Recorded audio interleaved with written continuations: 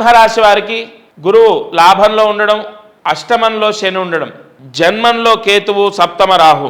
ఇక్కడ ఆదాయం సింహరాశి వారికి 11, ఖర్చు 11. మంచి అంటే రాజ్యపూజ్యం 3, అవమానం 6. ఎక్కువగా సింహరాశి వారికి అనారోగ్య సమస్య రావటం, వైవాహిక సమస్యలు రావటం ఖచ్చితంగా తెలుస్తోంది.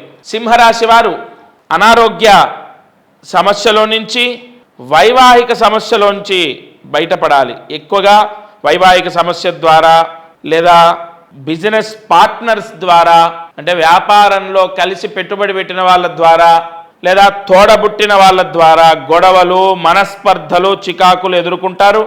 ఆరోగ్య సమస్యలు కూడా బాగా ఎదుర్కొంటారు.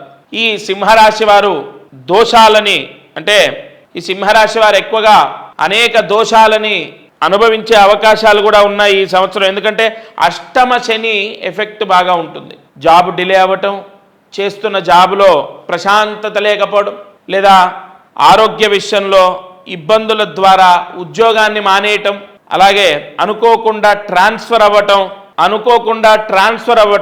ఆ ట్రాన్స్ఫర్ ద్వారా బాగా రోజు ఆఫీస్కి వెళ్ళి రావడం ద్వారా శ్రమ అవ్వడం జరుగుతుంది. అలాగే సింహరాశి వారు చదువుకునే వాళ్ళకు పర్వాలేదు, విద్యార్థి దశలో ఉన్న వాళ్ళకు పర్వాలేదు, విద్యార్థిగా ఉన్న వ్యక్తులకు బ్రహ్మాండంగా ఉంటుంది, కంగారు లేదు.